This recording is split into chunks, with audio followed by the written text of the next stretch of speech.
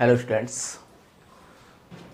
तो last lecture में हमने आयलर थ्योरम पढ़ी थी जो डिपेंड थी, जो एप्लीकेबल थी समघात फलनों पर, है ना। होमोजीनियस फंक्शनों के अलावा वो कहीं भी नहीं लगती। कोई फंक्शन होमोजीनियस नहीं होता तो हम उसे होमोजीनियस बना रहे थे तब लगा रहे थे, है ना। उसमें दो ही तरह के सवाल थे ज़्यादातर, और कोई सवाल उसमें नहीं था अलग तरह का। चलिए अब हम एक नई चीज़ की ओर जा रहे हैं, उसको पहले समझ लेते हैं कि क्या ज़रूरत पड़ी उसकी, क्या मतलब निकला, कैसे करते हैं, है ना। देखो अभी मैं टॉपिक का नाम नहीं लिखा रहा, बस समझ रहे हैं। थोड़ी सी एक बात समझ लेते हैं कि मान लो ये एक सिलेंडर है,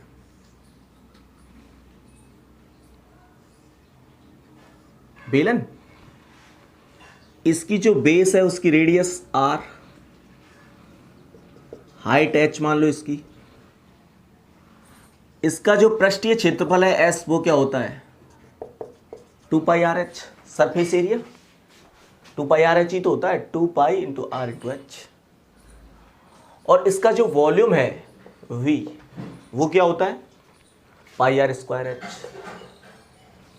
वो क्या होता है पाई आर स्क्वायर एच, वो वॉल्यूम होता है। ये सरफेस एरिया है, हम इसकी बात कर रहे हैं, ये वाला, और ये वॉल्यूम है।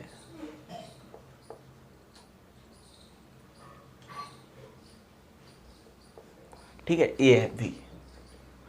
अब मैं क्या करता हूं, मुझे डेल बी डेल एस चाहिए। मैं आपको काम देता हूं कि डेल बी डेल एस बताओ। क्या बताओ? Del b del x. आयतन में परिवर्तन की दर बताओ एस के रेस्पेक्ट में। अब वो पार्शियल इसलिए कह रहे हैं क्योंकि जब तुम v को, ये v का कर रहे हो किसके रेस्पेक्ट में कर रहे हो s के में, तो v को आप s की टर्म में लाओगे। v को किसकी टर्म में लाओगे s की में, तभी तो होगा v का s की टर्म में, s के रेस्पेक्ट में पार्शियल डिफरेंशिएशन। जब आप v को s की टर्म में लाओगे ना, तो आपको और भी वेरिएबल्स वहां मिलेंगे, जैसे कि h, जैसे कि r। तो इसलिए उसे क्या बोल रहे हैं हम, v का किसके रेस्पेक्ट में, s के रेस्पेक्ट में। देखो ये फर्स्ट बना दो, ये सेकंड बना दो। तो v को s की टर्म में लाना है तो एक बार h का मान रख दो यहां से। तो फर्स्ट व सेकंड से v जो आ रहा है आपका वॉल्यूम, वो पाई आर स्क्वायर इंटू एच का मान कितना आ रहा है s अपॉन 2 पाई आर। पाई से पाई कैंसिल, एक आर से एक आर कैंसिल, तो आ गया आर एस अपॉन 2। ये किसका मान, v का। तो इसमें दो वेरिएबल आए ना r और s, तो अब v का s के रेस्पेक्ट में पार्शियल डिफरेंशिएशन करेंगे। तो r कांस्टेंट, 2 कांस्टेंट, s का क्या हो गया 1, तो r/2 आ गया। तो ठीक है, पुनः फर्स्ट व सेकंड से एक और बार करते हैं। तो अब की बार मैं क्या करता हूं, v में यहां से r का मान रख देता हूं, पहले h का रख दिया था, r का रख देते हैं। तो r का कितना है s अपॉन 2 पाई h। तो पाई h तो यहां पहले से ही है, r का मान रख देते हैं, r का मान कितना है s अपॉन 2 पाई h। तो s अपॉन 2 पाई h का होल स्क्वायर कर दिया।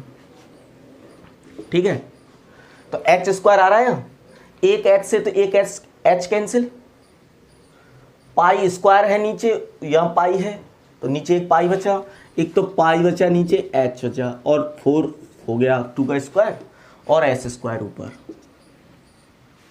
सही है, ये भी आ गया। अब निकालो डेल बी डेल एस।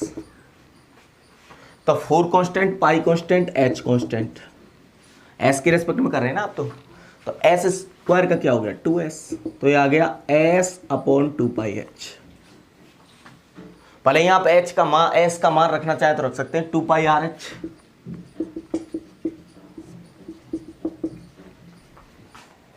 तो 2 पाई s से 2 पाई h कट गया, ये r आ गया। तो आप एक चीज देख पाए कि यहां डेल बी डेल एक्स आ रहा है इतना, कितना r/2, यहां डेल बी डेल एक्स कितना आ रहा है r।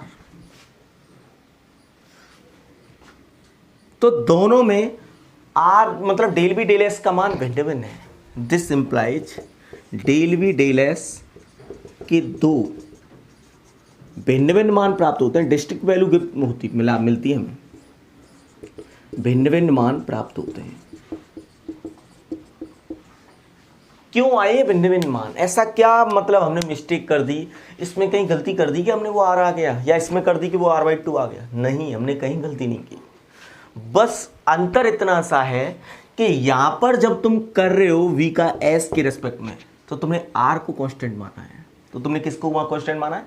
r को। h का तो एलिमिनेशन कर दिया आपने, h का तो विलोपन कर दिया, h की वैल्यू तो रख दिया, यहाँ h की वैल्यू रख दी यहां से निकाल के, तो h का तो एलिमिनेशन कर दिया, यहाँ r कांस्टेंट रहा।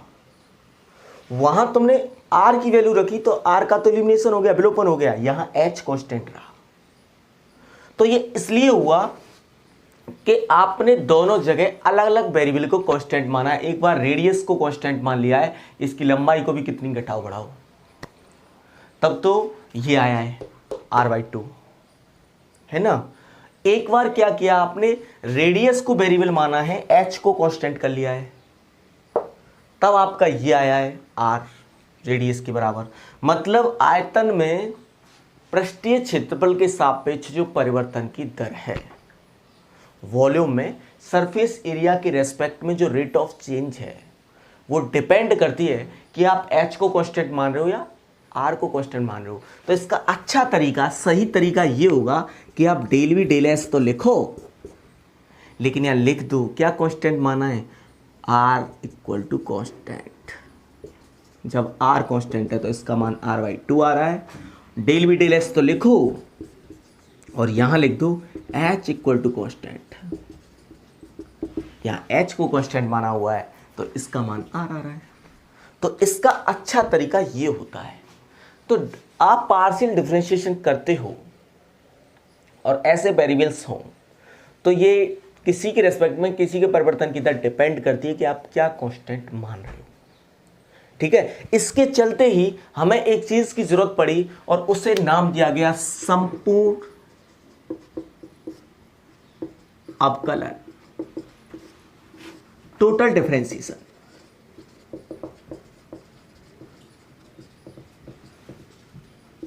मतलब हम डिफरेंशिएशन जानते थे, ठीक है, वो जब होता था जिसे साधारण अवकलन भी अब बोलेंगे, क्योंकि अब हम नया अवकलन सीख गए, आंशिक अवकलन, तो इसलिए हमने उसका नाम साधारण दे दिया, सिंपल डिफरेंशिएशन, ऑर्डिनरी डिफरेंशिएशन। ठीक है, अच्छा, हम पार्शियल डिफरेंशिएशन करते थे जब फंक्शन में चरों की संख्या 2 हो या 2 से ज्यादा हो। अब उसमें भी कुछ कष्ट आ रहे हैं, 2 हो या 2 से ज्यादा हो तो किसी को कांस्टेंट मानना, कभी किसी कांस्टेंट मानना, तो क्या बीमारी जो ये बन के आई है नई बीमारी, उसको सॉल्व करने के लिए हमने एक नए अवकलन को माना, संपूर्ण अवकलन, टोटल डिफरेंशिएशन। ये क्या है, ये कोई नया तरह का अवकलन नहीं है, ये उन दोनों से बनेगा, साधारण से और पार्शियल से। कैसे बनता है वो देखिए, एक जगह आप ये लिख लेंगे तो अच्छा रहेगा। चलिए देखो, मैं इसे हटा रहा हूं अभी।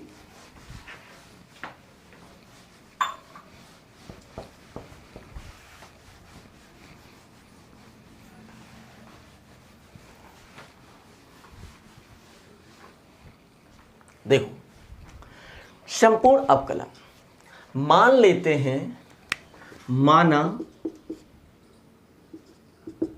z इक्वल टू fxy, या वैसे ही कह दो, माना f, मत कहो z, माना f चरों x तथा y का फलन है। तो मेरे को सर ज्यादा का क्यों नहीं ले रहे या एक का क्यों नहीं ले रहे, तो वो अभी काम कर देंगे, पहले दो पहले ये समझ लेते हैं, फिर इसका व्यापकीकरण कर देंगे ज्यादा के लिए और एक के लिए भी बता देंगे। ठीक है, माना f चरों x तथा y का फलन है, तथा x कोई नए वेरिएबल का फंक्शन है, मान लो t का, x is the function of t और y is the function of t, y भी नए वेरिएबल का फंक्शन है t का। मतलब x तो फंक्शन है, f तो फंक्शन है x और y का, और x और y फंक्शन है t के, x भी t का फंक्शन है कोई और y भी t का फंक्शन है। phi 1 नाम दे दिया, इसको phi 2 नाम दे दिया। ठीक है, मतलब मैं इसको ऐसे लिखा करूंगा अपनी लैंग्वेज में कि f तो फंक्शन है xy का और x और y दोनों किसके फंक्शन है, t के। मैं ऐसे तीर लगा दिया करूं तो समझ जाया करना, मैं ये दिखाना चाह रहा हूं कि f फंक्शन है xy का और xy फंक्शन है t के। जिसकी ओर हम एरो को दिखा रहे हैं वो उसके फंक्शन है पीछे वाला। ठीक है, तो आप एक बात समझ सकते हैं, ये ना भी समझाऊं मैं, कि आप x की जगह पे ये वैल्यू रखोगे t में, y की जगह पे ये वैल्यू रखोगे t में, तो f अल्टीमेटली किसका फंक्शन हो जाएगा? t का हो जाएगा, क्योंकि x की जगह पे टी आ जाएंगे, y की जगह पे भी टी आ जाएंगे, तो x और y का जो फलन था है वो किसका फलन हो जाएगा? t का। दिस इंप्लाइज f एकल चर t का फलन है। सिंगलटन वेरिएबल है ना, single variable. This implies f is the function of single variable t। f single variable t का फंक्शन बन जाएगा, फिर बन जाएगा, सारी बात तो जायज में बन जाएगा। जब सिंगल वेरिएबल t का फंक्शन बन जाएगा f, तो फिर क्या होगा? तब f का t के सापेक्ष अवकलन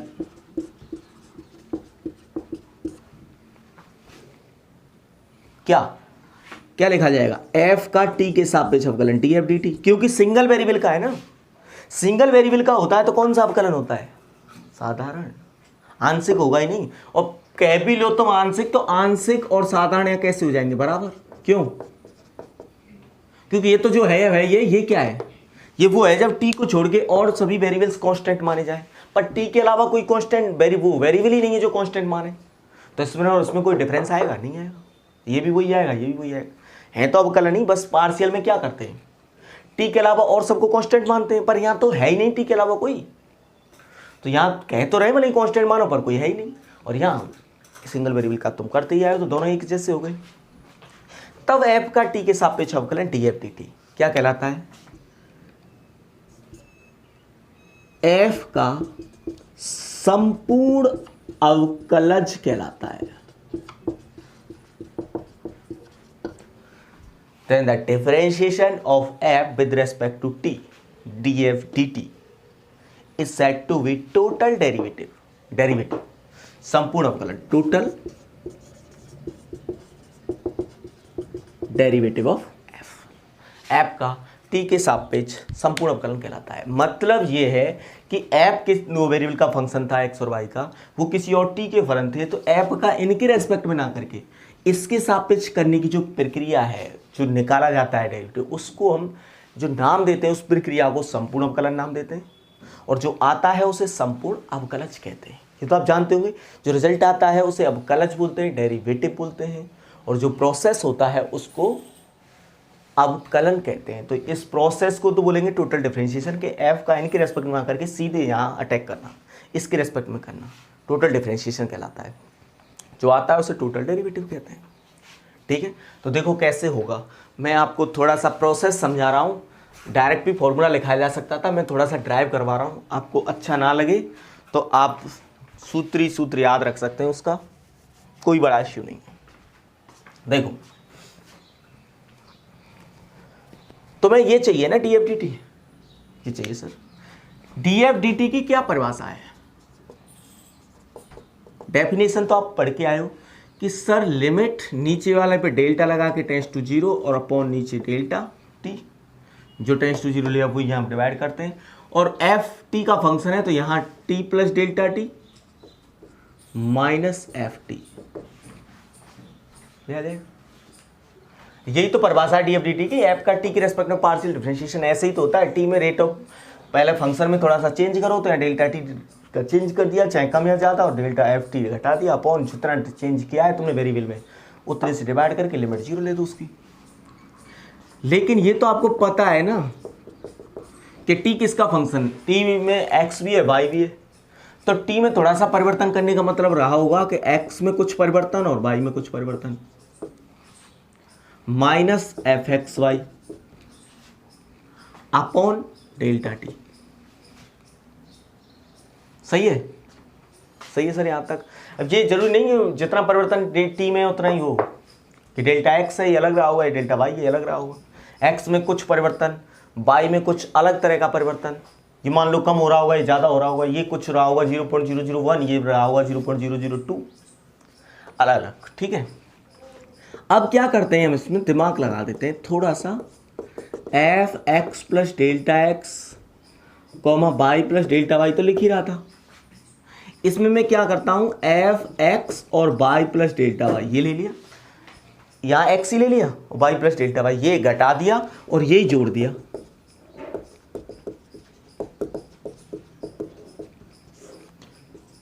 सर ये तो मैथ है, इसमें सेम चीज जोड़ने और घटाने से कोई फर्क नहीं पड़ता, तो कर दिया वही काम।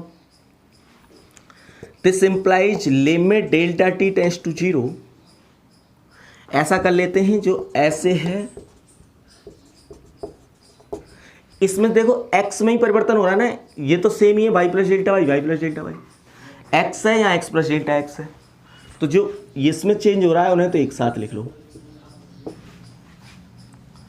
अपॉन डेल्टा टी, मतलब भाई किसी चीज से डिवाइड कर रहे हैं तो इसमें अलग कर दिया, इसमें अलग कर दिया, और plus limit delta T tends to 0, इसको लिख लो F x Y plus delta Y minus F x Y upon delta T. ठीक है सर, कोई फर्क पड़ा? मैंने 2 बार लिमिट लगा दी, लिमिट तो होती भी है, दो f1 और f2 की लिमिट बराबर आती है, limit of f1 plus limit of f2।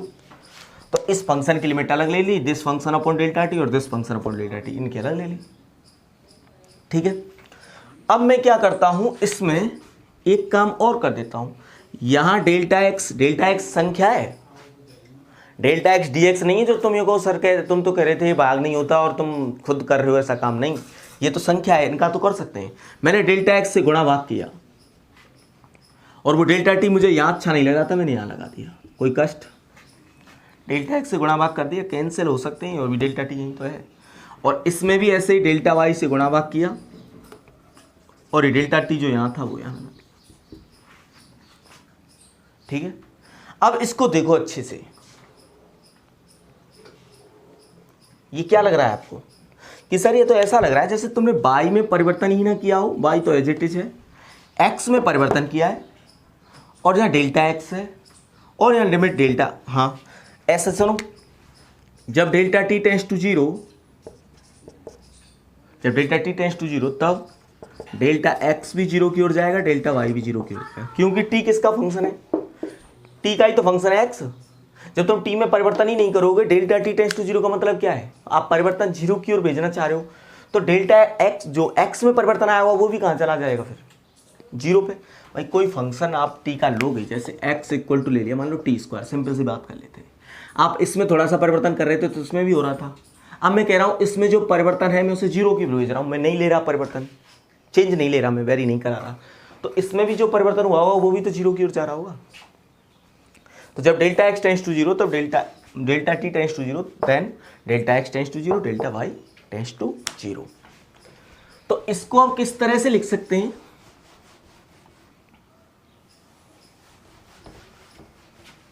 देखो भले ही फिर इस काम को तभी कर लेना, डेल्टा एक्स डेल्टा वाई को। अभी अगले स्टेप में मैं डेल्टा टी टेंड्स टू जगह पे यहाँ तो लिख रहा हूँ डेल्टा एक्स टेंड्स टू 0, क्योंकि मुझे डेल्टा एक्स कहा, इसके 0 जाने पर, टेस्ट करने पर ये दोनों टेंड्स टू 0 कर रहे हैं, दोनों ही टेंड टू 0 हो रहे हैं, तो मैं यहाँ डेल्टा टी टेंड्स टू 0 की जगह पर लिखूंगा डेल्टा एक्स टेंड्स टू 0, क्योंकि मेरा डेल्टा एक्स से काम है, या डेल्टा वाई से काम है तो डेल्टा वाई टेंड्स टू 0 लिखूंगा, क्योंकि मैं लिख कुछ भी सकता हूँ, दोनों ही तो 0 की ओर जा रहे हैं, तो मना थोड़ी है। तो मैं इसे लिख सकता हूँ limit delta x tends to 0 और एज इट इज लिख देना, plus limit delta y tends to 0, इसे एज इट इज लिख देना, इक्वल टू। अब देखो मतलब ये limit delta x tends to 0 हो गया और ये x में परिवर्तन,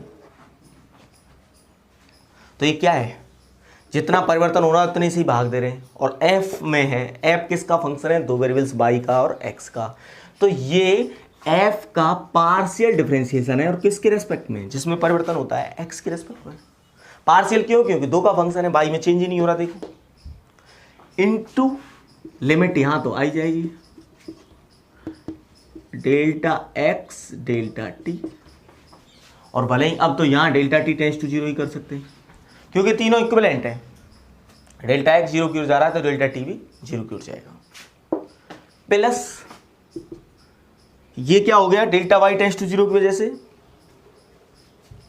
भाई हम लिमिट उसकी लेते हैं जो नीचे 0 हो रहा, नीचे आ रहा हो, तो यहाँ मैं इसकी लिमिट ले रहा हूँ तब तो डेल्टा टी टेंड्स टू 0 ले रहा हूँ, इसकी लिमिट ले रहा हूँ तब डेल्टा वाई टेंड्स टू 0 ले रहा हूँ।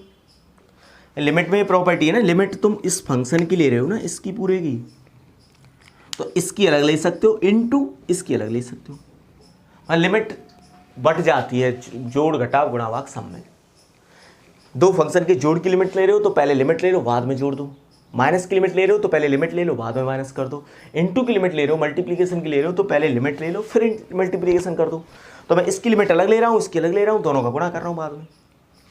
इसकी लिमिट ली तो delta t tends to zero की जगह delta y tends to zero रख दिया, क्योंकि इसमें नीचे मेरा काम हो रहा है, डेल्टा वाई आ रहा है। और इसकी लिमिट ले रहे हैं तो वही क्यों ही रख रहे हैं।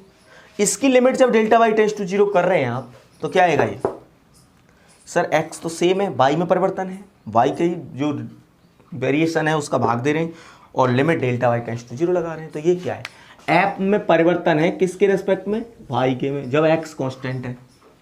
तो ये तो पार्शियल डिफरेंशिएशन हो गया एफ का किसके रेस्पेक्ट में, वाई के में, into limit delta t tends to zero,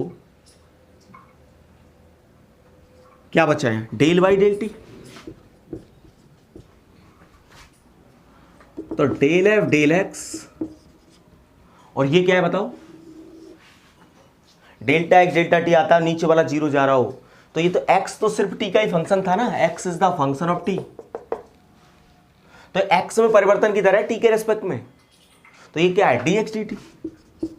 इसमें डी क्यों लगा रहा हूं मैं, क्योंकि एक्स सिंगल वेरिएबल का फंक्शन है, किसका, टी का, तो डी लगेगा, पार्शियल नहीं लगेगा, साधारण अवकलन होगा, plus del F del y d Y D T.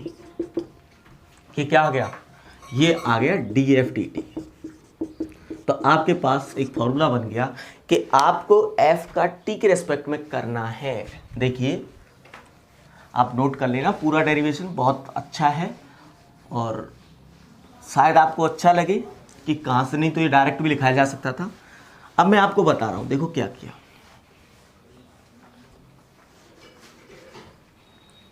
पहला, एफ जब फंक्शन हो एक्स वाई का और एक्स वाई फंक्शन हो टी का, तो ये बनता है कि एफ का टी के रेस्पेक्ट में हो जाएगा सीधा। तो एफ का टी के रेस्पेक्ट में हो गया, अकेला है, अकेला जब होता है तो साधारण अवकलन होता है, ये तो याद कर लो आप, क्योंकि तब साधारण अवकलन पर सिंपल डिफरेंशिएशन, ऑर्डिनरी डिफरेंशिएशन और पार्शियल डिफरेंशिएशन में कोई डिफरेंस नहीं रहता। तो एफ का टी के रेस्पेक्ट में डी एफ डी टी होगा, कर दो एफ का एक्स के रेस्पेक्ट में डेल एफ डेल एक्स, क्योंकि यहाँ ये दो वाई है, तो होता तो इसका इसके रेस्पेक्ट में करते हैं, तो होता तो ऐसे, पहले इसका इसके रेस्पेक्ट में होता है, फिर उसका उसके रेस्पेक्ट में होता है। लेकिन चूंकि ये दो वाई बैठे हैं, तो जब तुम एफ का एक्स के रेस्पेक्ट में कर रहे होंगे तो साधारण नहीं होगा, कैसा होगा, पार्शियल। वाई तो भी कहेगा भाई मेरे हिस्सा क्यों बेच के आ रहा हो, तो जब खेत वेत प्लॉट रजिस्ट्री कराने जाते हैं, दो भाई हों तो आप अपना ही तो हिस्सा बेच के आ सकते हो, एक्स अपना ही तो बेच के आ सकता है। तो ये एक्स के रेस्पेक्ट में हो रहा है, तो del F del X partial ही होगा, अपना हिस्सा बेचेगा, इनटू अब एक्स का टी के रेस्पेक्ट में और होगा, तो एक्स का टी के रेस्पेक्ट में क्या होगा, एक्स का टी के रेस्पेक्ट में करेंगे तो यहां तो ये अकेला है, तो बाप की अकेली औलाद है, तो पूरे को बेच के आ सकता है। तो एक्स का टी के रेस्पेक्ट में होगा तो साधारण होगा, जब सिंगल वेरिएबल आ जाता है तो साधारण, ठीक है, प्लस एफ का वाई के रेस्पेक्ट में, ठीक है, तो एफ का आपको टी के रेस्पेक्ट में करना है, तो ऐसे हो जाएगा एस प्लस, जैसे पहले एफ का एक्स के रेस्पेक्ट में, फिर एक्स का टी के रेस्पेक्ट में। प्रोसेस तो ये है बस, तो तुम तो ये तो ध्यान रखो, जब दो भाई हो, दो लोग हों वहाँ, तो फिर उसके रेस्पेक्ट में जब आप करते हो ना किसी एक के, तो साधारण नहीं होता, पार्शियल होता है, ठीक है। तो एफ का एक्स के रेस्पेक्ट में होगा, फिर एक्स का टी के रेस्पेक्ट में, प्लस एफ का वाई के रेस्पेक्ट में होगा, फिर वाई का टी के रेस्पेक्ट में। तो एफ का जब वाई के रेस्पेक्ट में होगा तो एक्स भी तो बैठा है, तो पार्शियल होगा, और फिर वाई का टी के रेस्पेक्ट में अकेला बेटा है, पूरा कर आएगा। दूसरा ये हो सकता है कि एफ हो एक्स वाई का फंक्शन, और अब एक्स वाई सिंगल वेरिएबल के ना हो, एक्स भी टी वन टी टू का फंक्शन हो और वाई भी टी वन टी टू का फंक्शन हो। तो अब पहली बात तो एफ का सीधा होगा, लेकिन एफ का टी के रेस्पेक्ट, टी वन के भी रेस्पेक्ट में हो सकता है और एफ का टी टू के भी रेस्पेक्ट में हो सकता है। तो एफ का टी वन के रेस्पेक्ट में होगा तो कौन सा होगा, पार्शियल। तो देख रहे हो आप, संपूर्ण अवकलन जो है ना, टोटल डिफरेंशिएशन, वो किसी एक का नहीं है कि साधारण होता है इसमें या पार्शियल होता है, दोनों मिलते हैं, जैसे भी हो रहा होता है वो तो हम देख लेते हैं। वेरिएबल एक है तो साधारण, एक से ज़्यादा है तो पार्शियल। अब एफ का डायरेक्ट उनके रेस्पेक्ट में होगा, लेकिन चूंकि वो दो हैं, T1 और T2, तो एफ का जब T1 के रेस्पेक्ट में आप कर रहे होंगे तो पार्शियल होगा। क्या होगा एफ का T1 के रेस्पेक्ट में, पहले एफ का एक्स के रेस्पेक्ट में होगा, सर यहाँ भी दो भाई हैं तो पार्शियल, फिर एक्स का T1 के रेस्पेक्ट में होगा, सर यहाँ भी दो भाई हैं तो पार्शियल, प्लस एफ का वाई के रेस्पेक्ट में होगा, फिर y का t1 के रेस्पेक्ट में होगा, यहाँ भी 2 y हैं तो पार्शियल t1 t1 t1 वही वेरिएबल आएगा, कहीं t2 नहीं आया। और f का t2 के रेस्पेक्ट में ही करेंगे तो कैसा होगा, पार्शियल ही होगा क्योंकि t1 भी तो है। कैसे करेंगे, f का पहले x के रेस्पेक्ट में, फिर x तो t1 t2 दोनों का है तो x का t2 के रेस्पेक्ट में कौन सा होगा, पार्शियल, प्लस f का y के रेस्पेक्ट में और फिर y का होगा t2 के रेस्पेक्ट में। ठीक है, it is clear, yes sir, ये है। अब देखो ऐसा भी हो सकता है ज्यादा वेरिएबल के फंक्शन हो जाए,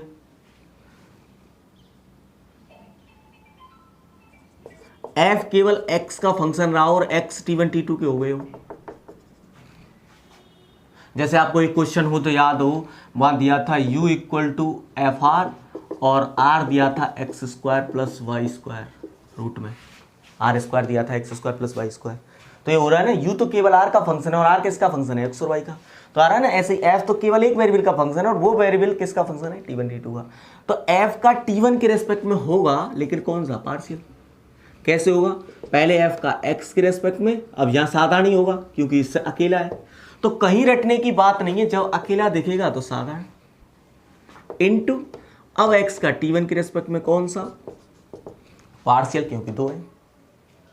और डेल f डेल t2 अब प्लस क्यों नहीं आ रहा है यहाँ, प्लस क्योंकि यह दूसरा वेरिएबल ही नहीं है। तो f का x के रेस्पेक्ट में कौन सा होगा, साधारण, और इनटू x का फिर t2 के रेस्पेक्ट में होगा कौन सा, पार्शियल। ठीक है, ये है। इसमें बहुत बार फंक्शन दिखाया नहीं जाता, जैसे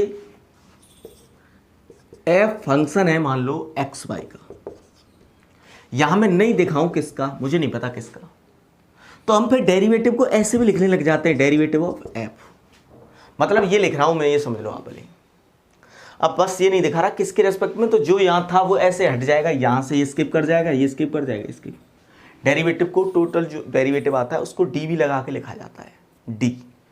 तो total derivative of d f equal to आएगा डेल एफ डेल एक्स, क्योंकि ये 2 y हैं और फिर एक्स का और होगा उसके रेस्पेक्ट में, लेकिन यहाँ है नहीं तो हम डी एक्स लगा देते हैं, प्लस ऐसे ही डेल एफ डेल वाई क्योंकि 2 y है, और फिर y का और होगा किसके रेस्पेक्ट में, वो है नहीं तो डी वाई। तो ये भी डी एफ निकालने का है, जब आप अगला वेरिएबल नहीं बताते हैं तब ये काम कर जाता है।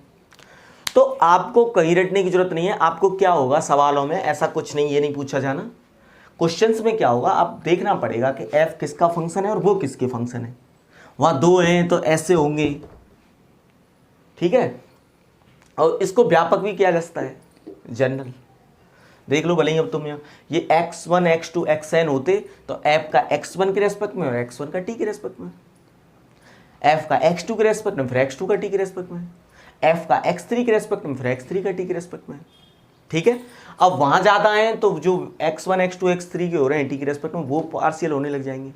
यहां ज्यादा हैं तो f का होगा पार्शियल, मतलब जो जिसका फंक्शन है वो एक से ज्यादा वेरिएबल का फंक्शन है तो उसका जब तुम डिफरेंशिएशन कर रहे होंगे तो पार्शियल आएगा, कहीं कोई कष्ट लेने की जरूरत है नहीं।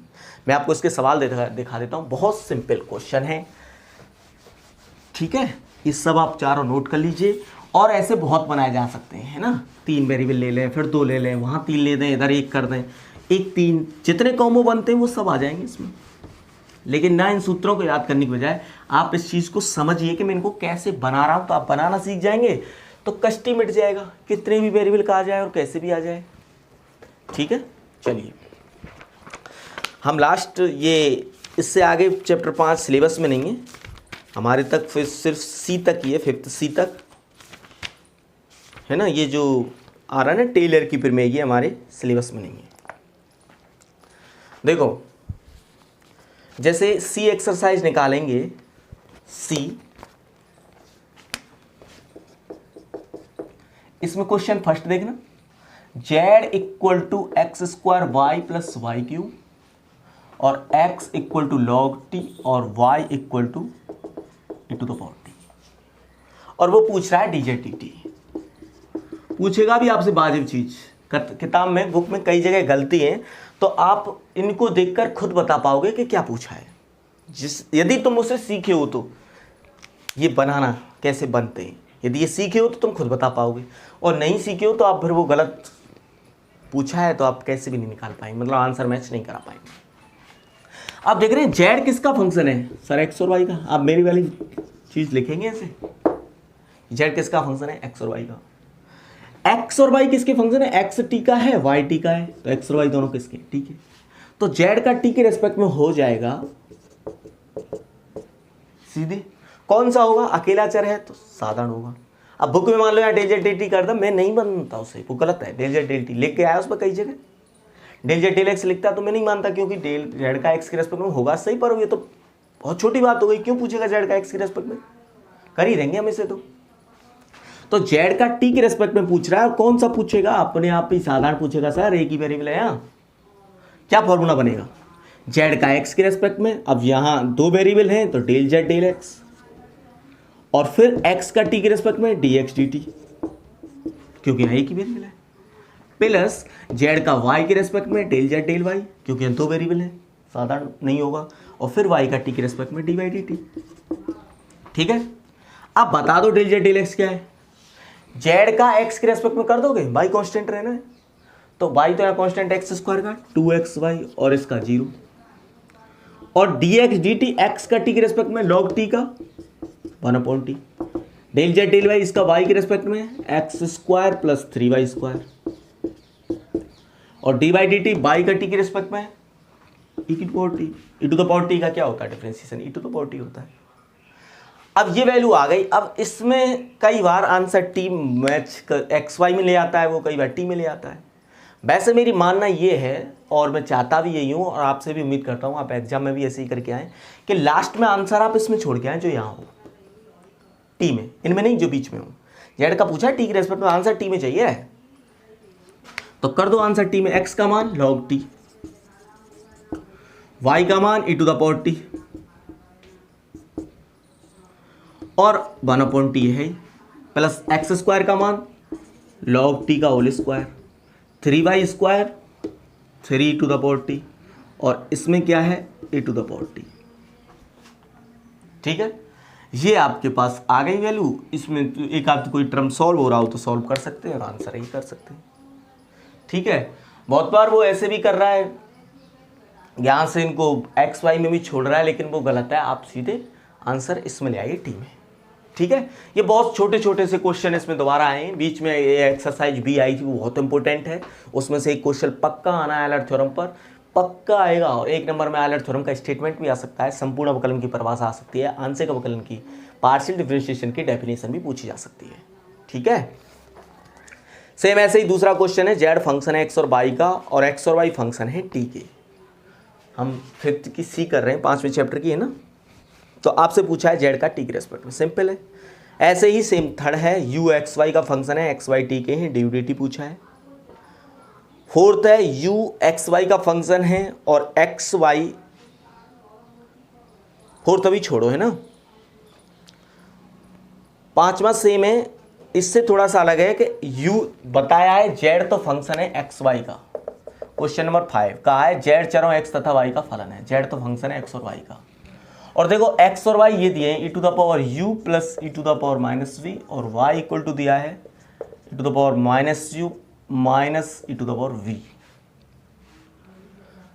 तो एक्स और वाई किसके फंक्शन हो गए, एक्स वाई यू का फंक्शन, एक्स यू का यू वी का फंक्शन है, और वाई भी यू वी का फंक्शन है। तो जेड फंक्शन है एक्स वाई का और एक्स वाई फंक्शन है यू वी के। बताया नहीं है जेड क्या फंक्शन है एक्स वाई का, बस है एक्स वाई का, बस ऐसे बोल दिया है ना। तो सिद्ध कीजिए del Z del you minus del Z del v equal to x del Z del x minus y del Z del y, ये है।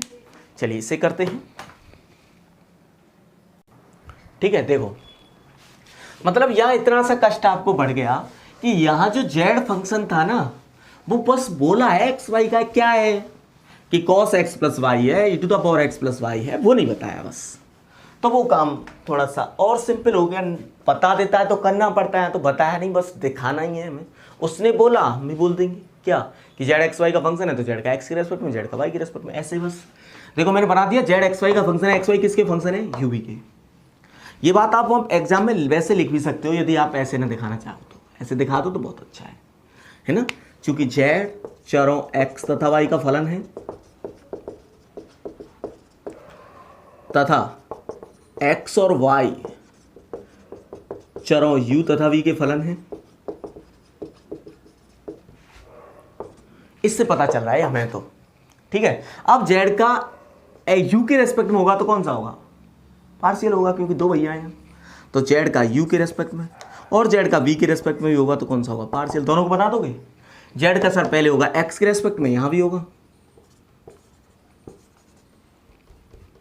जेड का एक्स के रेस्पेक्ट में।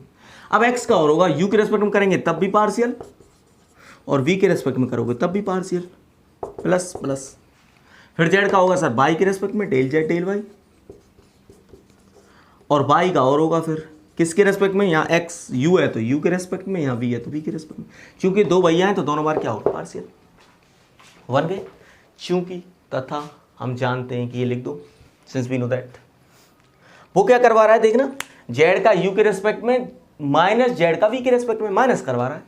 तो इसे फर्स्ट बना दो, इसे सेकंड बना दो, कर दो फर्स्ट माइनस सेकंड से, फर्स्ट माइनस सेकंड से। तो del Z del you minus del Z del V आ गया RHS, तो इक्वल टू LHS आ गई, इक्वल टू ये इसमें से माइनस करना है तो डेल जेड डेल एक्स तो कॉमन, तो डेल जेड डेल एक्स तो आ गया कॉमन। यहां क्या बच गया, del X del V minus del X del sorry ये यू है, minus del X del you minus del X del V, plus यहां del Z del Y common, del Z del Y तो common है ना। क्या बचा, del Y del you minus del Y del we, ये बचा, ठीक है। Equal to del Z del x, इसका मान तो है तुम पे डेल एक्स डेल यू का, निकाल दोगे। एक्स का यू के रेस्पेक्ट में पार्शियल, वी कांस्टेंट, ये पूरा कांस्टेंट, तो एक्स का यू के रेस्पेक्ट में E to the power U का E to the power U होता है, माइनस एक्स का वी के रेस्पेक्ट में ये कांस्टेंट, अब की बार U constant, minus V power है तो माइनस आगे आ जाएगा तो इसलिए प्लस हो जाएगा E to the power minus, plus del Z del Y, Y का वी के रेस्पेक्ट में यू के रेस्पेक्ट में, ये तो कांस्टेंट रहेगा वी वाला, तो माइनस आ जाएगा minus E to the power minus U, और minus del Y del V के रेस्पेक्ट में करेंगे तो इसका जीरो, ये माइनस आएगा उसे प्लस कर देगा, ई टू द पावर वी का E to the power we. ये क्या है देखो, इनमें से कौन सा है, ये है कि ये है सर, तो ये तो आ गया x del Z del x, ये एक्स बन गया फर्स्ट से, इसे बना दो फर्स्ट और सेकंड तो बन रहे हैं, इसे कोई इक्वेशन बना दो ए से, दोनों कोई, और ये E to the power V, देखो y जो है ना E to the power minus U minus E to the power V है, ये हमारे साइन चेंज होके आ रहे हैं तो माइनस कॉमन ले लो इसमें से, minus del Z del Y, तो ये तो हो गया माइनस का, ये हो गया प्लस का, और ये प्लस का और ये माइनस का क्या बना रहा है वाई, तो वाई, ये किससे लिखा हमने, ए से, तो ये तो प्रूव करवा रहा था वो कि del Z del you minus से इतना आएगा, है ना। तो बहुत सिंपल तरीके से हमने प्रूव कर दिया, हैज प्रूव्ड। ऐसे ही इसके जो क्वेश्चन है, छठवां सातवां अभी तुम छोड़ोगे, आठवां करना है, नवां 10वां छोड़ देना, 11वां करना है, 12वां करना है, 13वां करना है, और 14 15 छोड़ दो, ठीक है। और एग्जाम्पल में से आप पे जो हो वो छोड़ दो, क्योंकि अभी इसमें एक छोटा सा पॉइंट और रह गया है बताने के लिए, जो अस्पष्ट फलनों का अवकलन कैसे करते हैं, मतलब जो इम्प्लिसिट फंक्शन होते हैं उनके डेरिवेटिव हम कैसे निकालते हैं। फिर ये चैप्टर कंप्लीट हो जाएगा, सी तक ही है हमारे सिलेबस में, सी के जो भी क्वेश्चन रह गए और एक आध दो एग्जाम्पल रह जाएगा आपका, वो फिर कल कंप्लीट हो जाएंगे नेक्स्ट वीडियो में, ठीक है। मेरे साथ बने रहिए। यदि आप ये वीडियो यूट्यूब पर देख रहे हैं तो प्लीज़ इसे लाइक करें और अपने फ्रेंड्स के साथ शेयर करें, और हमारे चैनल को सब्सक्राइब करके बेल आइकन को जरूर दबाएं, जिससे आप पे नोटिफिकेशन हमारी वीडियोज़ का सबसे पहले पहुंच सके और कोई भी अपडेट आपके पास आ सके, जिससे आप देख पाएँ हमारी वीडियोज और हमें जो भी हमारी इन वीडियोज़ में कोई कमी लग रही हो किसी भी तरह की, तो आप हमें बताएं। स्पीड ज़्यादा हो या विजिबिलिटी की हो, दिख नहीं रहा हो, वॉइस की हो कम आ रही हो, आवाज़ ज़्यादा आ रही हो, तो वो आप बता सकते हैं। ठीक है। और यदि कोई प्रॉब्लम है आपको क्वेश्चंस में, तो आप वो भी यदि ऐप पे हैं तो डाउट में डाल सकते हैं, आसानी से व्हाट्सएप सेंड कर सकते हैं और नीचे कमेंट में भी बता सकते हैं यूट्यूब पर। ठीक है। Thank you, best of luck.